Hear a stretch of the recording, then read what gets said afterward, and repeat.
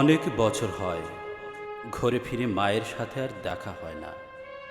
সারাদিনের ব্যস্ততা আর কোলাহল ছেড়ে যখন ঘরে ফিরে মাকে আর দেখতে পাই না, তখন এই পৃথিবী, এই দুনিয়াদারি সবই যেন মরীচিকা আর মিছে মনে হয়। মনে হয় আমার জীবনযুদ্ধের সুখ দুঃখের গল্প, ব্যর্থতা কিংবা সফলতার গল্পগুলো মা ছাড়া আর কে আছে যে খুব যত্ন সহকারে শুনবে। সফলতায় প্রাণ ভরে খুশি হবে, আর ব্যর্থতায় মাথায় হাত বুলিয়ে দিয়ে পুনরায় পথ চলার প্রেরণা যোগাবে। আমার মনে হয় ৭০০ কোটি মানুষের এই বর্তমান পৃথিবীতে যাদের মা জীবিত আছেন এবং যারা আমার মতো অভাগা, প্রতিটি মানুষকে যদি জিজ্ঞেস করা হয়, আচ্ছা, তোমার সবচেয়ে প্রিয় শব্দ কোনটি? উত্তর হবে মা। প্রিয় অনুভূতি, প্রিয় আদর, মা। প্রবাসে থাকা সন্তানটি কবে ফিরবে শূন্য বুকে, এই আশায় নিভৃতে প্রহর গুণে পার করেন কে? উত্তর হবে মা। সব প্রিয়গুলোই মা। মাকে কেন্দ্র করেই আমাদের সব প্রিয় স্মৃতি। কিন্তু অপ্রিয় হলেও সত্য, কিছু কিছু সাময়িক মোহ আমাদের এই মধুর শব্দটির চেয়েও অন্য কিছুকে খানিকটা প্রিয় করে তোলে। আর তাই তো, যে মানুষটার পরম আশ্রয়ে আমরা বড় হয়ে উঠি, সন্তান যার চোখের আড়াল হলে দিশেহারা হয়ে যান, তাকেই আমরা সন্তানরা বৃদ্ধ হলে বৃদ্ধাশ্রমে পরিত্যক্ত জিনিসের মতো ফেলে রেখে আসি। যার জীবনের সবটুকুর বিনিময়ে কেবল দিয়েই গেলেন, চাননি কিছুই, শুধু চেয়েছেন সন্তান যেখানেই থাকুক সব সময় ভালো থাকুক। মনে পড়ে যখন সকালে মা আমাকে ক্লাসে যেতে দেরি হয়ে যাবে বলে ডাকতেন, ঘুম থেকে উঠবি না, ক্লাসে যাবি না।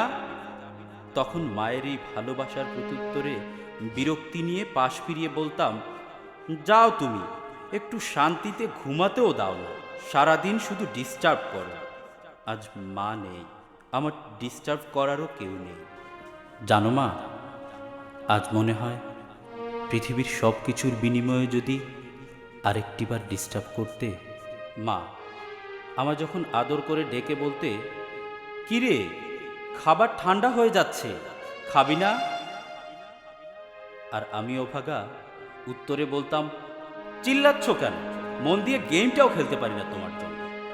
তোমায় অবহেলা করে যে গেমে শান্তি খুঁজতাম, আজ নিয়তিই আমার সাথে অশান্তির গেম খেলছে, প্রতিক্ষণে, প্রতি মুহূর্তে, প্রতিটা নিঃশ্বাসে নিঃশ্বাসে।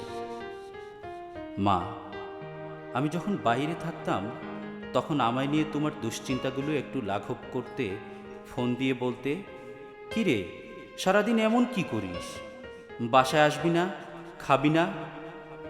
আর আমি ফোনের ওপাশ থেকে চেঁচিয়ে বলতাম, মা দেখো, তুমি সব সময় বেশি বেশি করো, আমি কি করব কি না করব সব তোমায় বলে করতে হবে, ফোনটা রাখো তো প্লিজ। এখন যখন বাহিরে থাকি, পাশে বসে থাকা বন্ধুর ফোনে যখন ওর মা ঘরে ফেরার জন্য আদর মাখা কণ্ঠে বলেন, টেবিলে খাবার নিয়ে বসে আছি, তাড়াতাড়ি আয় বাবা, তখন জানো মা, আমি অজানা এক শূন্যতায় বাকরুদ্ধ হয়ে যাই কিছু মুহূর্তের জন্য। তখন আরেকটি বারের জন্য হলেও তোমার কণ্ঠে শুনতে ইচ্ছে হয়, বাবা বাসায় আসবি না? আয় বাবা, আমি তোর জন্য খাবার নিয়ে টেবিলে বসে আছি। আমি এতটাই নির্বুধ ছিলাম যে ক্ষুধার আরশ কাঁপানো তোমার চোখের জল ঝরিয়েছি অচরে। মাঝে মাঝে অসহনীয় কষ্ট পেয়ে তুমি বলতে, তুই আমার রক্ত পানি করে ফেলেছিস। আমার অবাধ্যতা দেখে কখনো বা তুমি বলতে, এখন বুঝবি না, যেদিন দু চোখ বন্ধ করব সেদিন বুঝবি। হ্যাঁ মা, সত্যি বুঝি, খুব বুঝি।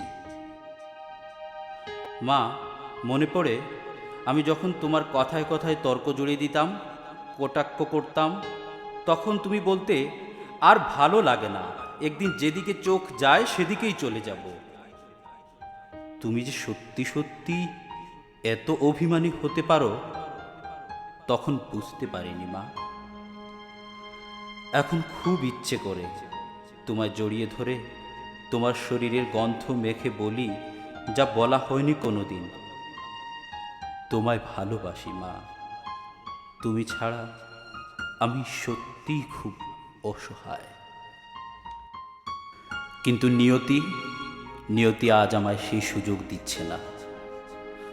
জানো মা, আজ মা দিবস। সবাই সবার মাকে নিয়ে খুব ব্যস্ত। কেউ কেউ ফেসবুকে ছবি দিচ্ছে মায়ের সাথে, কেউ বা নারীর টানে ঘুরে ফিরছে। আর আমি খুব একা এই ভুবনে, মাথার উপরের ছায়া হারিয়ে, পথ হারানো পথিক এক, যার সঙ্গী শুধুই নিঃসঙ্গ বোবা আকাশ। আমার মা, ওগো আমার মা, তুমি আমার সুখের ঠিকানা। তুমি ছাড়া এত আদর কোথায় পাবো বলো না। তুমি ছাড়া এত আদর কোথায় পাবো বলো না। মা, আমার মা, ওগো আমার মা। তাই আসুন এবার মা দিবস থেকে নিজেকে শুধরে নিই, প্রতিজ্ঞাবদ্ধ হই। সচেতন কিংবা অবচেতন মনে মাকে কষ্ট দিব না আর এক বিন্দুও।